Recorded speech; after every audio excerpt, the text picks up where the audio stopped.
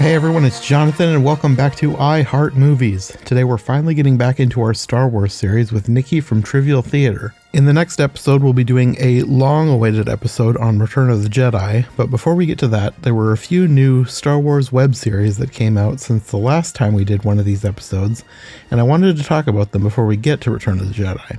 First up, we have a couple of cartoon web series for kids. These were released on YouTube as well as the Star Wars website. They're kind of like the documentaries I've been wanting for years, except they're cartoons. And then there's also a new Disney Plus series called Galaxy of Sound that is kind of in the same vein as the two Disney Plus things we talked about last year, Star Wars Biomes and Star Wars Vehicle Fly-Throughs, except it's about sounds. And just a heads up, we recorded these in May, and I know that we referred to a bunch of things around that time that had yet to be released, so if you notice us talking about something in the future, and it's something that came out months ago, that's why. Anyway, we've got a lot to get through, so let's just get right into things with Nicki. So the first one that I heard about, I think it's like a little over a year old now, is the Star Wars Galaxy of Creatures. And this is kind of what I want. Like, I think we talked about this in the last non-movie episode where we were just talking about the Disney Plus stuff. Like, I've wanted like a documentary series about creatures. This is not exactly what I wanted because this is just like flash animation. But it's built for kids, but yes, it's close to what I want. So it's like it's tiding me over till somebody eventually, I hope somebody eventually does like a real live action, well, CGI version of this. And one thing too, it's like back in the day you had like the encyclopedia of all the different kinds of like creatures and things like that. Mm-hmm. This is kind of a visual version of that. Yeah, kind of. I mean, they even go scientific with like measurements and kind of some of the like a random fact about them. I mean, it's a well put together thing. Yeah, it is. And a lot of it is stuff that you wouldn't even know just watching the movies. Mm-hmm. And even some animals that aren't in the movies. I'm sure you probably saw some things you did not recognize. Yeah, well, you kind of, most of them I knew, like the Vorp, I'm trying to think if it was the Vorpac that I wasn't. Vorpac is the little cat dog creature thing with long legs on Naboo. Yeah, and that was in Mandalorian. The Blurg was in Mandalorian. Yeah. And then the fish T-Rexes is what I thought they looked like. Like giant tadpoles, and then the Char Hound. I really liked it. Like of them, I think the Char Hound was my favorite. Char Hound, I'm hoping will be in a movie eventually because from what I've heard, the Char Hound is something that's in, what do they call that? It's the era before the Empire. Oh, Republic. Like 100 years before the Empire. Like the Republic. High Republic, yeah. So apparently the Char Hound is in that, and I haven't read those books, so I don't know for sure, but I'm pretty sure I read that that's where the Char Hound came from. I kind of assumed that they maybe came from Mustafar, being that they were so like, I mean, not that they're lava, but they're kind of in that realm of like they're very hot, they melt everything.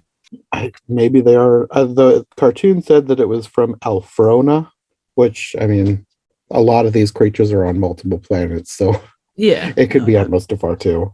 And I guess that's just where my head went with that, but yeah. Mm-hmm. Well, the series stars two droids named SFR3, which is a Safari droid. If you look at the letters, it kind of says Safari, and it's short for, or they call him RE. Mm-hmm. Like the R2 and 3PO. Mm-hmm. And the other one is called Cam, and he's a cam droid. He just kind of flies around and films everything. He's also much better at training than Ari is. The cam droid does not have a voice. The Ari droid is voiced by somebody named Matt Surgis, and I could have sworn that he sounded so familiar, but I looked him up and I didn't recognize anything he was in. Mm. Yeah, I didn't recognize anything either, but I didn't look him up. So, I mean, his voice definitely had that familiar tone, but yeah, I guess I didn't look that much into it. But yeah, no, agreed. His voice is definitely familiar from something. Mm-hmm. And they work for the Galactic Society of Creature Enthusiasts. And they broadcast all these things to the HoloNet, which I guess is the Star Wars version of the internet. I think it's been mentioned in some expanded media before, but it's not like something that's mentioned all the time. Right. That, or it could also be like a Yeah, I suppose like HoloNet or internet, or it could be like a not a news network, but like a informational Yeah, something thing. like that. Yeah, it's a YouTube channel you should totally subscribe to. I mean, I would. So I'm not sure if these had any specific order. There are different orders on different places. So I'm just going to go in the order that I watched them yesterday when I made the notes. Yeah.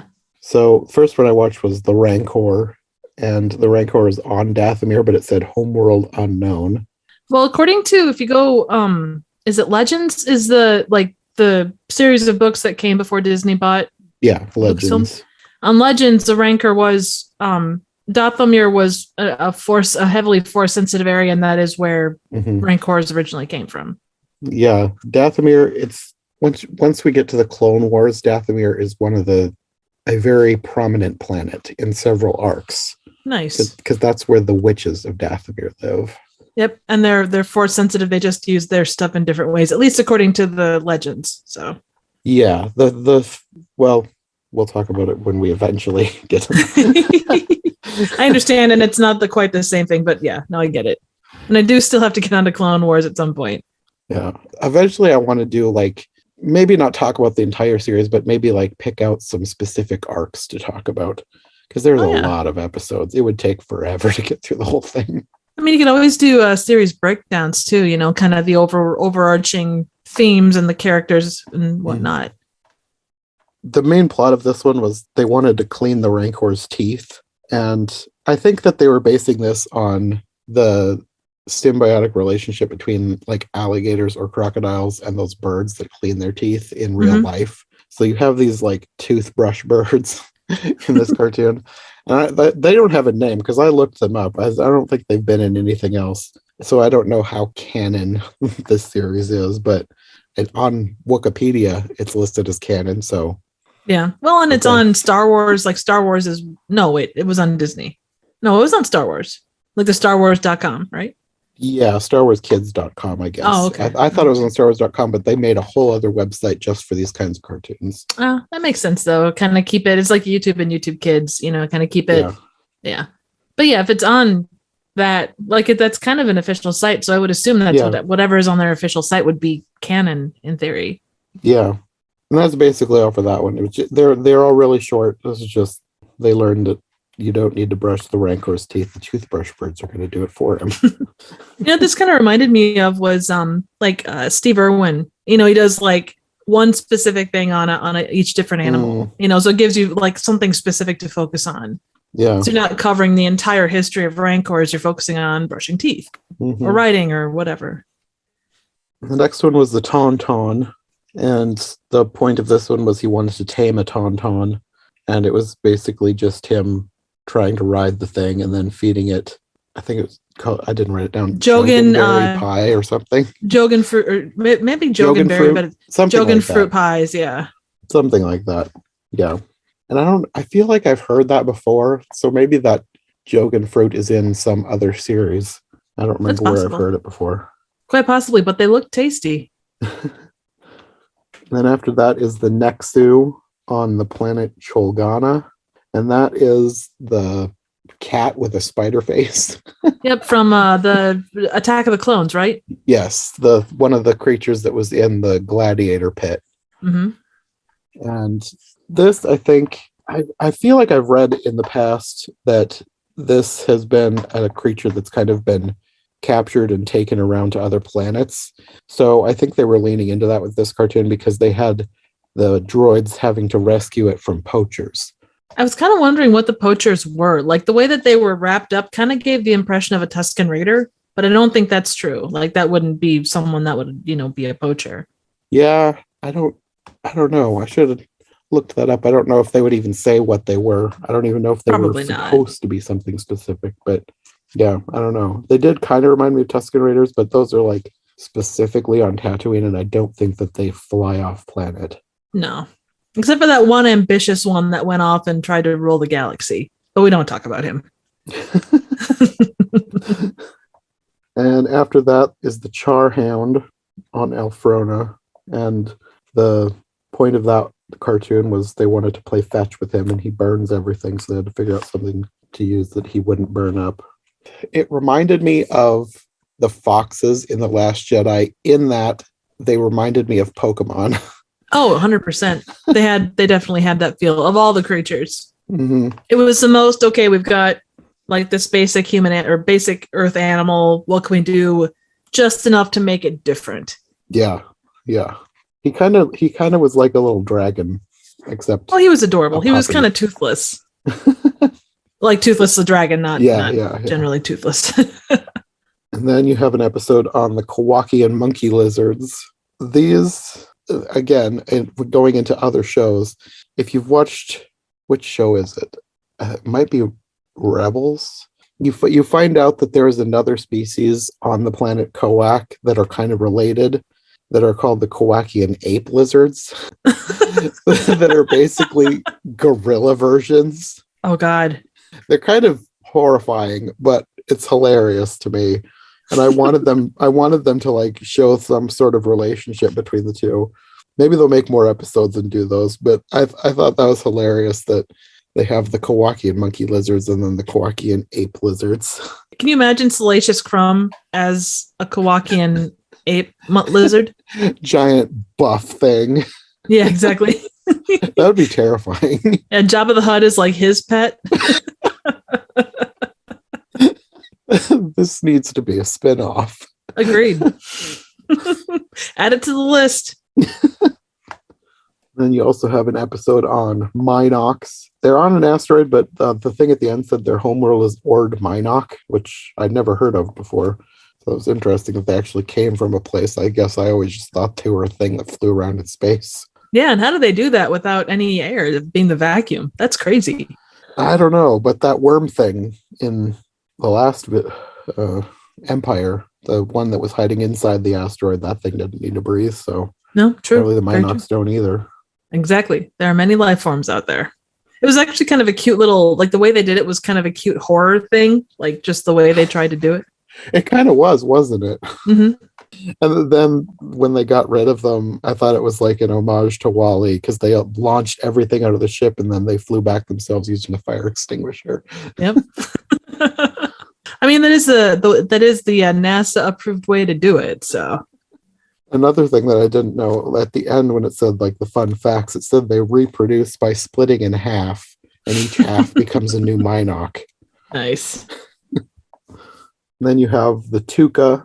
I always called them, because I watched Star Wars Rebels, that's the first place that I saw them. I guess they were in Clone Wars too, but I didn't notice them there.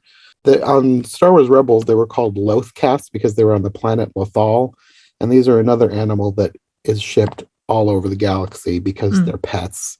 So they're everywhere. But the general name for them apparently is Tuka, not Lothcat. But if you're on Lothal, then it's a Lothcat, apparently.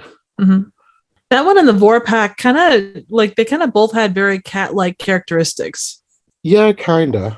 Like this one more so as a cat specifically. Yeah, it's a cat. To me, it looks like it has bird legs. Oh, yeah. 100%. Apparently, the Tuka was named after Dave Filoni's cat, whose name was Tuke. Ah, cool. And apparently, the creature was first introduced in a Star Wars role-playing game, but it wasn't given like an actual name. Like they gave it some kind of scientific name. But Dave Filoni, when they started doing Clone Wars, he wanted to use this animal and decided to name it a Tuka. Nice. Well, and everything has some kind of a name that way, so. Mm-hmm. And then back on Hoth, there's an episode about the Wampa, and it's sick and it needs a cure, and the cure is make it colder. It's subverting expectations. Then we have the Vorpac on Naboo. This one, if it's in anything else, I haven't seen it. The first place I saw it was the show Star Wars Resistance, because it was one of the main characters had a pet Vorpac, and to me, this is one of the ugliest things ever. I do not like them. They're like so weird. Agreed. I'm not a fan of the design. that like of all, if they ever do it in live action, I don't know how it's going to translate to live action because the thing looks like a cartoon. But I thought the same thing about the Tuka, and they had one of those in The Mandalorian. So Yeah, knows? I don't know. Maybe it'll look better in live action, but I thought they're ugly. I don't know why people want them as pets. Well, I mean, look at the banthas. Those things smell like hell and all the rest, but they still ride them around. There's probably other options out in the desert. Well, according to the Bantha episode, they have mesmerizing eyes, so there's got to be some bonuses to owning them. But they always cover their eyes, so how would you even know? You give them a little hairstyle once they have a bath, and then you can see their mesmerizing, beautiful eyes. Yeah, for like 2 seconds until they shake it off and go back to doing what they do, sweating like mad so they can, smell. Well, who knows what the Tusken Raiders look like? Maybe they identify with the Banthas, and that's why they're all covered up. That's true. Smell is subjective, really, or what smells good and bad is very subjective. And then there's the Blurg, which those were on The Mandalorian, and apparently, I didn't know this. They first appeared in one of the forgotten Star Wars movies from the 80s, Ewoks: The Battle for Endor. Oh, okay, nice. Those are weird little. I haven't seen them forever, but those are weird little movies. I've never seen them. One of these days we'll have to do those too. They're like a step above the Star Wars holiday special. That's kind of the vibe I got from them. But I mean, the entirety of movies in the 80s was essentially a stepped up version of the Star Wars holiday special. That's kind of true.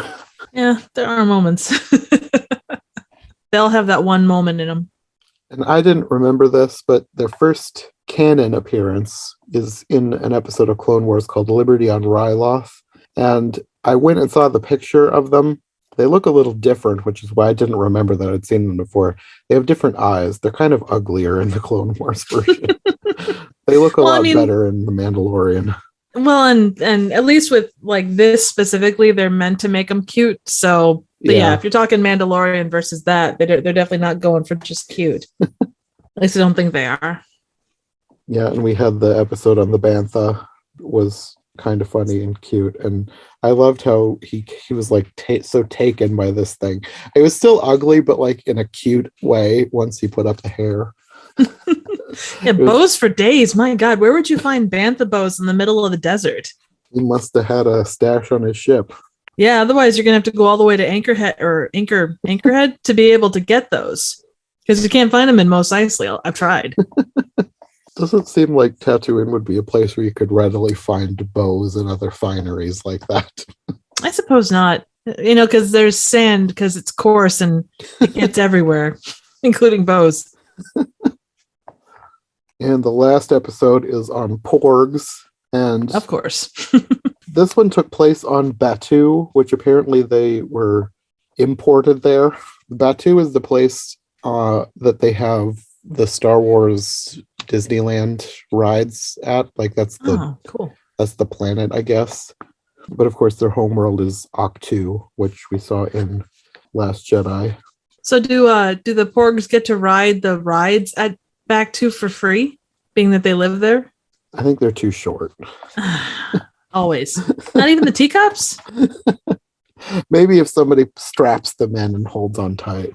I mean, what if you put 3 of them in a trench coat or 4 of them in a trench coat and they're tall enough to ride? Would that work? If they can get past the ride guards, then they deserve to get on the ride. I think all the ride guards would probably just be stormtroopers that have been demoted. I don't know. I've never been to Batuu. I want to see this in a cartoon now. And there's another animal in this one called the Batuuan Braga bear, which apparently is mentioned in a book that I don't know about.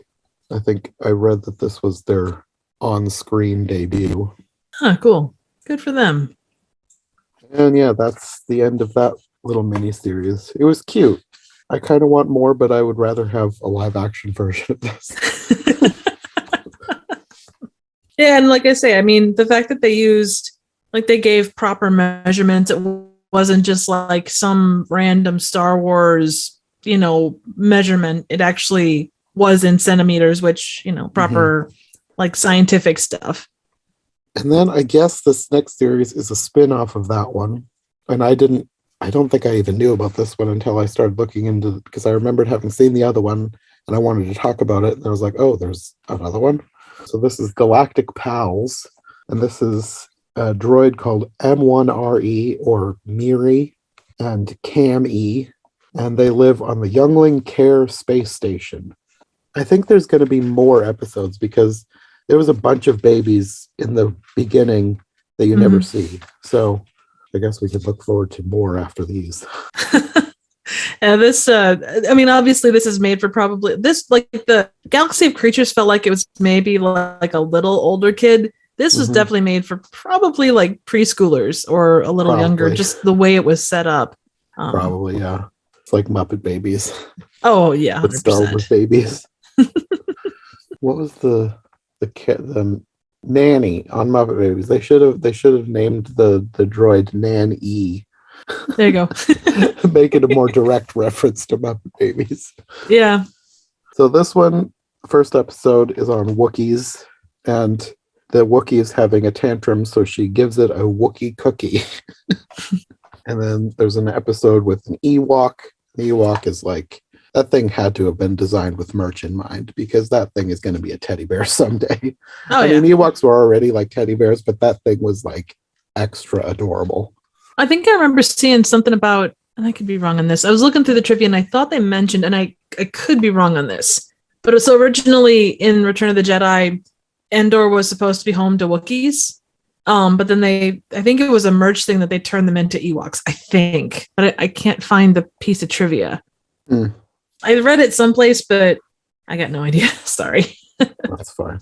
But the Ewoks episode is about it. It's very shy. It doesn't want to play, but then they have a music party. And of course, apparently Ewoks love music because they did in Return of the Jedi. So that's how they get it to not be shy anymore. And then you've got an episode on Jawas. Jawas apparently are the only one that they have multiple babies of on this space station, because they're going around stealing everything, but they're building a sandcrawler. So I guess they needed a sandcrawler. Yeah, it's in their DNA to have a sandcrawler. There's an episode with a baby Rhydian, which I thought it was kind of cute that they leaned into the design of the Rhydian and they had its weird fingers actually be suction cups. I never really given that much thought before, but the Rhydians do have weird suction cup looking fingers. Apparently they are actual suction cups and they can stick forever if they want to. Oh yeah. Well, if they find someone that they like, it's a way to hang on to them. Like a cute little nanny droid. And then there's a Hotlet. This Hotlet is way cuter. There was a baby Hutt in Clone Wars in the movie. I don't know if you ever saw the movie that I haven't. Premiered the series, but Jabba has a son named Rada the Hutt, and it is the ugliest thing. This was adorable compared to that. Yeah, you don't want to scare kids off. You want to make sure that the Hutts get equal time to be able to be cute and, have friends as well. So they make them extra cute. Yes. I don't think Rada got very many friends. He's probably going to grow up to be as evil as his father. Yeah. I like father, like son, I guess. I keep waiting for him to show up in some kind of expanded media, because the only place you've ever seen him was this tiny baby Hutt in the Clone Wars. It's like, where'd he go? Like, he's not in Return of the Jedi. He doesn't show up in any later films or TV shows. He's off at boarding school learning how to be an evil bad guy, because Jabba didn't want him around the palace because he didn't want him to have a bad influence. Send him back to the Hutt homeworld to learn how to be a gangster. Actually, probably. Nalhutta was quite a place, at least in Legends. There's an arc in Clone Wars that takes place on Nalhutta. Nice. There are some interesting Hutts in that arc. Oh yeah. There was one that I forgot about, and because I watched, like, I think the episode aired like 2008 or 2009, a long time ago. I've forgotten most of the early episodes of Clone Wars. So I was reading about Nalhutta, and someone mentioned Mama the Hutt. Oh God. I was like, I don't remember this at all. So I looked up a clip. I had forgot this thing dwarfs all of the other Hutts. She is like the Queen Mother Hutt. Nice. She is massive. I hope they do a live action something live action on Nalhada someday. I imagine they'll do there something eventually, as long as they can get away from doing stuff that's specifically around the Skywalkers, Solos, and Palpatines. Yeah, and Fets. Yeah. Well, I mean, The Mandalorian is at least, it steps outside that somewhat. Yeah. It slightly revolves around some of those characters, like they come in and out. But yeah, it does stand on its own a lot better than most everything else has. Agreed. The last episode they had was a baby Gammarian, which are the little green pigs that become Java's guards. This thing is kind of a bully, but apparently it just has a loose tusk, and it needs to lose its tooth, and then it's nice again. When they said the Gammarians, all I could think was Glamora from Guardians of the Galaxy. I didn't think of that, but yeah. It is. That does sound similar, and they are both green. So yes, that's where cousins, maybe. That's kind of where it ends. And then in the beginning and end, that you see a bunch of babies, and there's ones in here that you do not see. There's no episodes for, and I don't know if they're gonna expand on this to non-sentient species, but they had a Porg, and a Tauntaun, and a Rancor, also a Tuka. And then they had a couple that are sentient that you never see. There was a Gungan, and I don't know if I'm pronouncing this right, Ortolans, which is the Maxremo species. Oh, okay. Yeah, I'm not sure. They did say there was a thing at the bottom of the list that said coming soon, or coming weekly, or whatever. So okay. I would imagine they'll probably keep coming out with them. Probably. But that'll be interesting to see, even if it's a little thing made for kids, to learn more about the Maxremo species, because apparently they've changed them from what they were in the Legends. Because apparently in Legends they were like a little blue bipedal elephant. And this could be wrong because you haven't seen, at least I haven't seen anything with them, but apparently they don't have legs now. They're in the little chairs that float around or something because they don't have legs. Interesting. So it'll be... They just need the kind of walkers that they use for the bottom half of Darth Maul. Wasn't that a thing in was it The Mandalorian? Or what was it, a cartoon thing? It was a cartoon thing. There's two versions, or maybe three versions. Darth Maul had the first thing when Darth Maul first reappeared in Clone Wars. He was insane, and he scrapped together these spider legs. Maybe that's what you're talking about. I think so, because didn't he appear at the end of some series? That was one of the big reveals. Was he shows up at the end of whatever this thing was in the Solo movie? He was in. Oh, right. Okay, yeah. I don't know if they made anything for his legs or not. I think he was just on a throne. Okay, but I haven't seen it in a while, so I don't remember. Maybe it was. Oh, God, I apologies. I got all my stuff screwed up. No, it's fine. The first time that he came back, he was insane, and he lived in a junkyard, and he'd scrapped together these terrifying spider legs. But we'll get to that. That's one that we would need to do an actual a podcast on that arc of the series. Oh, absolutely. And then the other little mini series that I found was another Disney Plus series, Star Wars Galaxy of Sounds. This is I don't know if you've seen this. There's a different series on Disney Plus called Zenimation. I can't say that I have not seen that. Zenimation is anything from the official Disney canon, but everything but the sound effects have been stripped out. So they have themed episodes, anything with water. It'll just be scenes of water, and it's just kind of a really soothing thing to just put on and just kind of chill out to. Oh, nice.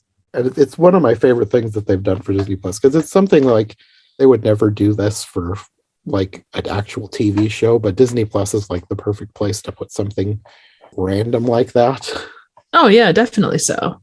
So this is the Star Wars version of that. It's basically a series to celebrate the sound designers, because there's so much that go into these movies and TV shows you just kind of take for granted, and you don't really pay attention to the background noises.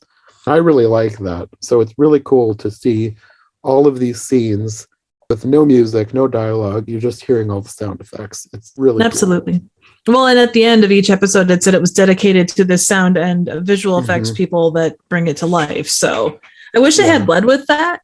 like put that at the beginning, because if you're watching these things, you don't necessarily stay until the last 10 seconds or whatever. So but you're absolutely right. It is you think about the layers of everything that goes into any movie or any experience. And then sound effects too. You've got even just the din of a ship in the background. Like, it's amazing how much goes into it. So with this, there's not quite as many episodes as there are in the Zenimation series, but you have 7 themed episodes. The first one is Wonder, and it's basically just scenes of like ships flying through space, and then cityscapes on Coruscant, and just quiet footage of like the Death Star and Gungan City and Maz's palace, then forest planets. It's just kind of another chill out episode. You just kind of like watch the various scenes. It kind of goes in the same way that the ship tours did. Yeah, kind of. Like in that, not 100% in that realm, but kind of.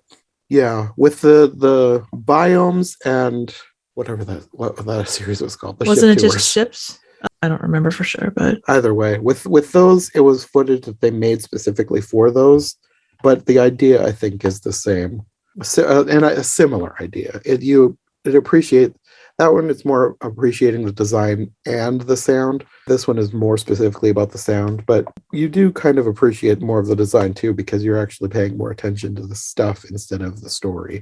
True.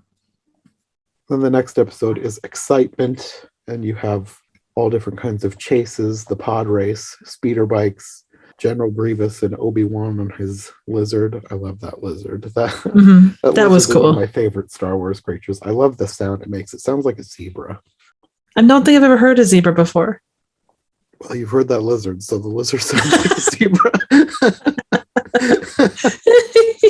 Point taken. It doesn't sound exactly like that, but it has. Zebras sound weird. I don't even know how to explain it, because it's not like a whinny like a horse. They have a weird sound that's all their own. Nice. I watched a lot of nature shows as a kid, so I know a lot of animal sounds that like nobody else would know. Oh no, that's amazing. That's very cool. And you get a lot of scenes from all over the series, because it's like all the exciting scenes. So you get stuff from The Mandalorian, you get stuff from Solo, you get a bunch of scenes of like entering and exiting hyperspace. It's kind of cool when they put things together, like, George Lucas is saying about how things rhyme.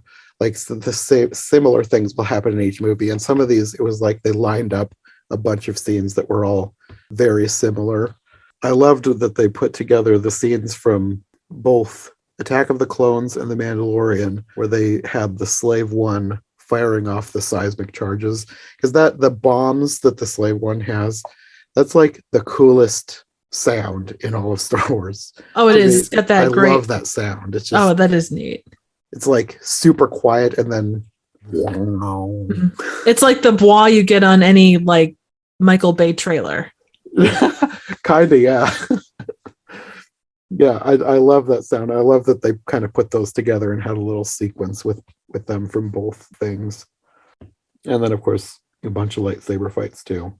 Yeah, that was kind of neat to see all the lightsaber stuff together. And it's interesting because obviously, like, when they did lightsaber fights with the original series or the original trilogy, you didn't really have that many. Like, they were climax pieces. And not to say that they aren't in other episodes, but you only had Darth Vader and Obi-Wan and Luke. And you get into prequel trilogy and then sequel trilogy, there is so much more of it. And so much more like extremely choreographed stuff that looks like mind-blowing. Oh yeah. And then that episode ends with a lightsaber turning off. Yoda turning his lightsaber off. Understandable.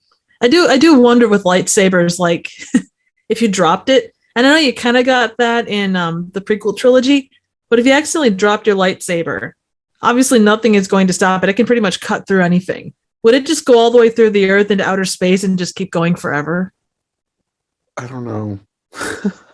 I guess I always kind of wondered if maybe they only turned on when you have your thumb on the button. Like maybe if you took your thumb off the button, then it goes off. I know in Legends they talked about like lightsaber construction or like over the course of a few different books, and it was one of those optional things. Like there was some that would only do that when you held it down. But I imagine like in a fight, it would be hard to like keep your hand on that while you're yeah. I don't know. I think that's one of those things that you're not supposed to think about. Probably not. Don't think about dropping the lightsaber. I just want to know if it, cracks a planet in two because it goes all the way through and sets off like massive volcanoes. I mean, all of a sudden like Tatooine goes up like a balloon or something. I'm going to assume that if you drop a lightsaber, you have some time to get it before it actually goes all the way through. Because like you can tell like I'm thinking specifically of the scene in Phantom Menace where they're like trying to cut through a door. It takes them some time to get through the door. So I'm going to assume that it doesn't just slide right through the earth like butter. I was really hoping it would. Like, that'd be hilarious. You just drop it and all of a sudden, oops, I accidentally cut the planet in half. Whoops. Anakin! It sounds like something they would do on a parody of Star Wars. That'd be hilarious. I'm adding that to my list.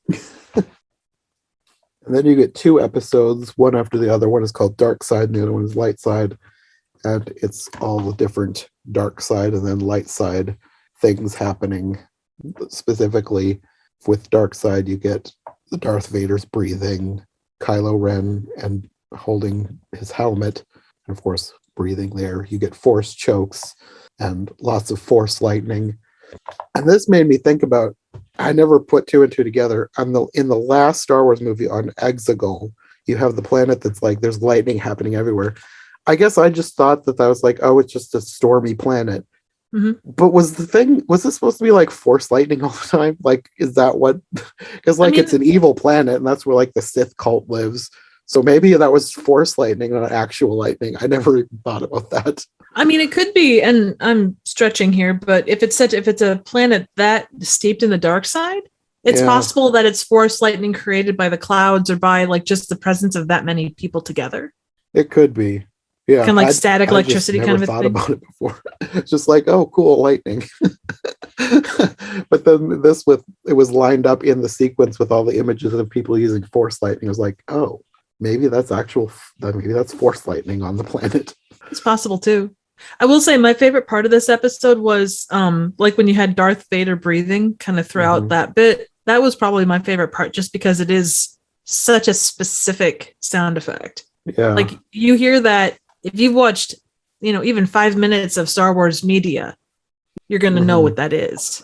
Yeah, I feel like even people who have never seen a minute of Star Wars in their life would hear that and know what it is. You'd hope so. Either that or they'd say, oh, it's a scuba diver. Then with Light Side, you get like people reaching out into the Force, and you get like Yoda pulling up the X-Wing and levitating boulders, and you have everybody hates the scene, but I love the scene with Leia flying through the air, like reaching out and then fly. I know everybody hates that, but that was one of my favorite scenes when I first saw that movie. Then I got home and read the internet, and I was like, oh, everyone hates this. Okay. Well, and from what I had read, and I know that it's, I don't know, I guess I didn't think that much about it. Like it was an interesting piece, but what it was apparently supposed to relate back to was at one point in Carrie Fisher's life, she had talked about wanting to like die cloaked in moonlight or dancing in the moonlight or something like that. So that's kind of what that was relating to. Okay. Apparently. I don't know, but yeah, I loved that scene, and apparently I was the only one. I wasn't fussed too much by it. I mean, they fly through, they rev up, a lot of people's favorite scene is when they rev up the hyperdrives and like bust through the one ship. That was so cool. Yeah. So in that same vein of, okay, well, this couldn't happen in outer space, but this other thing could. The 2 scenes in my mind are always balanced as far as people's least favorite and people's most favorite. With Star Wars, I don't care about what can and can't happen in outer space because there shouldn't be any sound in outer space. So it's just like, this is another universe. Just go with it. And then this is probably only funny to me, but you had all these episodes. They're called Wonder and Excitement and Dark Side and Light Side. And then the next one is Beeps. appropriate though. Like if you know what, you knew exactly what they were talking about. Like wonder and excitement. You're not quite sure what you're going to get into with those. With beeps, you automatically know. Yes, this is like every droid in the series gets a little moment here. Of course, R2D2, C3PO, BB-8, the little R5 droid that breaks down on Tatooine, and evil BB-8, mouse droids. Is the one the R5, is that the one with like the giant, like the one wheel? R5 is the one. No, that's from the. Yeah. He's outside the Sandcrawler too. He's the one they're originally going to take, and then he breaks down, so they get R2 instead. Right. What's the one with like one wheel that appears in Rise of Skywalker? Dio. Because that one looks appeared like a little lamp. Yeah, that one appeared all the damn time, and I absolutely hated that droid. I don't have any good reason for it. It just felt so unnecessary to everything. And I apologize. I'll get off my soapbox, but I just like, why are you here? What? Yeah, I don't know. Well, at least it's a different droid to hate than everybody else's most hated droid, which was L3 from Solo, which is another thing where I watched the movie and it's just like, she's my favorite character. She's great. I love her. Then I get home and read the internet. It's like, oh, everyone hates her. Hey, you know what? You do you. If there's something that you enjoy, then I say more power to you. It's just kind of funny that I'll watch something and I'll really enjoy something, and then I get online. It's like, oh, apparently everyone else feels the exact opposite way. And then the next episode is Connections, and it's more of the emotional stuff, like lots of hugs and people reaching out through the Force. Is it bad if I say that this one felt like it didn't fit? Like it didn't really focus. Like, you know, the thing about this series of them is the sound design, the visual design. It didn't do anything. Like I just sitting there like, yeah, it's fine. It's nice to see the connection thing, but it just didn't. It wasn't needed for this. It didn't fit what everything else was. Yeah, you're kind of right, because this was more about watching the different emotional moments. It wasn't really about the sounds. Right. And the thing is, part of what made those those moments good, yes, they're quiet moments, but there was, you know, like where Han and Leia, or where Han is going into Carbonite. You know, he says, she says, I love you. He says, I know. Like those are what make those moments. Mm-hmm. And music too. Music is very important in those moments too. Very much. But yeah, these were much quieter versions of those moments. And I didn't think about it, but you're right. It does really kind of feel like it doesn't fit with the rest of them. And that's fine. It's not that big of a deal. It just, I don't know. And then the last episode was probably my favorite one. Oh, mine too. I loved Oddities. That was so good. This is all the animals. And like I've said before, I love the Star Wars creatures. You get all sorts of things, like from every movie and TV show. I'm sure there's probably things in here that you haven't seen. I was watching this the other night. I was like, oh, this is kind of spoiling things for her because she hasn't actually seen some of this stuff.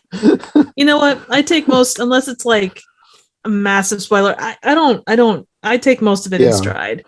Well, most of this is kind of like there's no context for it, so you probably don't even really know what you're seeing. So exactly. Like all the Grogu stuff. It's like, oh, it's Grogu. Yeah. He's adorable. Look at him. He's such a cute little puppet. You know. There was that reminds me, like, of course, if you've seen The Mandalorian, Grogu eats frogs. Like, there's just a bunch of scenes with Grogu eating frogs. And I started thinking, there's a lot of frogs in Star Wars. And we'll get into that in when we talk about the actual movie too. But I didn't really think about it before. But there is a lot of frogs in Star Wars. Well, a lot of lizard-based things or amphibian-based things. Because you look at a lot of the creatures in Phantom or the prequel trilogy. Like, and I suppose they stand out more because you think like mammal-esque things, they just kind of blend into the background. But yeah, the lizard and amphibian type things, they definitely stand out. I mean, you got the Gargons, you got what's his name, Sebulba. He's to me he looks like a deformed horse. true. I just was thinking that like his skin looked very kind of shiny like a lizard. Oh, yeah, he does. I don't know. There's just something about his face. He looks like a really weird alien horse. Yeah, well, he's got a very long face. But yeah, you get all sorts of scenes like with the scenes from the different properties that have like the cantina scene where there's tons of aliens and you like go through and see all these different creatures that most of them I have no idea what their names are. You get the game scene from Solo playing Sabacc with all those creatures. Maz's castle with the what is her castle? Is it a restaurant? I don't know. But yeah, it's a cantina. I mean, it's essentially a glorified cantina. I don't remember was Canto Bight, was that on there? I don't remember seeing that. I think there was a shot of Canto Bight, the outside of it, in the first episode when it was like doing the cityscapes. Okay. But now that you mentioned that, I was like, that would have been a perfect thing to fit into this Oddities episode. Or the horse things. So many weird things in there. Oh yeah, absolutely. Yeah, I don't remember seeing it, but it was more like looking back now, I'm thinking I didn't see anything from that because they did focus on Maz's like her cantina thing quite a bit. Mm-hmm. The Mos Eisley cantina, obviously. Yeah, that's another thing that was left out. They left out the holiday special. I think that was on purpose. Oh, come on. You can't tell me that you wouldn't want to see Harvey Korman with the volcano on top of his head. I think I have had enough of him. Oh, come on. For a while. You just need to watch it again and that'll reignite it for you. There were some scenes that I wouldn't mind rewatching, but I did not like him. I don't blame you. He was not my favorite character at all. You preferred the weird droid guy, right? That kept like breaking down that he played. Oh no. My favorite things were like the really weird things. Like I loved the end. Like it was so surreal. Them going through space and like what was going on? I don't know, but I liked pieces of that special. I know. I'm just being silly. It was a very mixed bag. Oh yeah. But yeah, that was the last episode. It ends with the belching frog from Tatooine. As you do. Frog. Yeah, exactly. But yeah, those are the web series that I found. There's other random things that I'm sure are out there that I have not seen. I kind of wanted to talk about the Lego Star Wars video game, but I actually haven't played it yet. But maybe the next time we do an episode on Star Wars, I will have played it and can tell you about it. Cool. That'd be awesome. Had too much going on. I haven't gotten into it. Oh, no worries. But yeah, these were all interesting. I wouldn't mind having some more of these, but I think, like I said with the last time, I want some live action animal documentaries. That'll be my ultimate wish for Disney Plus content. Understandable. Well, I mean, Star Wars certainly isn't going anyplace, although from a movie perspective, I don't know like what your next step is with that. Like it almost seems like a limited run kind of series would be almost better for a lot of what they want to talk about. That way you can talk about multiple planets and people, and like look at how awesome the Mandalorian was, or Obi-Wan. It looks like it's going to be amazing. Yeah, that looks so good. Yeah, I feel like Star Wars is almost best in a television series format. Like it's amazing to see some of the stuff on the big screen, but like as in terms of storytelling, I think it works better in a serialized format. Yeah. Well, I mean, I'll tell you and it's, again, I apologize. I don't mean to keep bringing up Legends, but it's probably like outside of the movies, it is probably my main source of like my connection to Star Wars. Mm-hmm. They had these little Tales from the Cantina and Tales from Jabba's Palace. And you got to learn about all these like stories of all these characters that were there.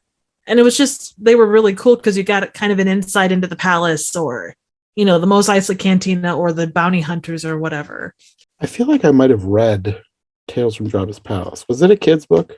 No, it was, okay. I mean, it was probably 200 or 300 pages. I mean, it wasn't like, it was probably teen and up type of book. I know when I was early teenager, right after I watched Star Wars for the first time, I was checking out a few books in the library, and there was one that was in the kids section that talked about Jabba and some people around him. I think there was a story about his father too. Okay. Well, I mean, and I'm sure that there were, I mean, the books aren't, they go back to, after A New Hope came out, they were already starting then. So I mean, there probably have been dozens upon dozens of books across, all of it, both kids and adults. Mm-hmm. Because that probably would have been after Phantom Menace came out, like around the prequel trilogy, like when you were checking stuff out. Yes, I think the Phantom Menace had just come out at that time. Like it had just come out on, well, back then it would have been VHS. Oh, that's yeah, fine. it was VHS because that was how we first watched them. Was we borrowed it from a neighbor. We borrowed all his VHSs because he had Phantom Menace and the 1997 re-releases on VHS, and we borrowed those. Nice. That's how we first watched them. Nice. Well, and those two, like George Lucas, like very much like Disney, knew how to market Star Wars. Like everything was toys and the like. So, I mean, he wasn't going to sit on his laurels and just be like, oh, this movie is going to release. You would have everything associated with it possible. Sometimes for better or for worse. Oh, yeah. Well, that's anything. I mean, I remember it like this. I never had one, but I remember the thing. And it's kind of one of those infamous products now, the Jar Jar sucker thing where you like his mouth opened and you sucked on a giant tongue lollipop. Oh, yep. Not every product is a good one, but you live in.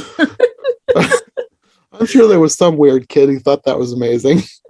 Oh, I don't doubt it. Well, there's always like how many like product fails, like reels are there out there of just photos or video of just product after product that just was ill-advised. I'm sure you probably could make a whole list of Star Wars ones. I don't know them all, but I know that if one existed, there's probably more. Oh yeah, that's always the case. Or something that was meant to be one thing, but the one person was like, "Oh my gosh, it looks like this," and that happens a lot.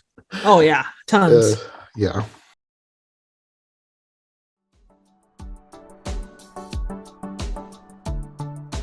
Thanks for listening to this episode of the I Heart Movies podcast. If you like what you've heard, make sure to subscribe on your preferred podcast platform or to the I Heart Movies YouTube channel. Make sure to follow my co-host as well. Any relevant links will be in the description for easy access. We'll be back soon with another brand new episode, so thanks for listening, and we'll see you next time.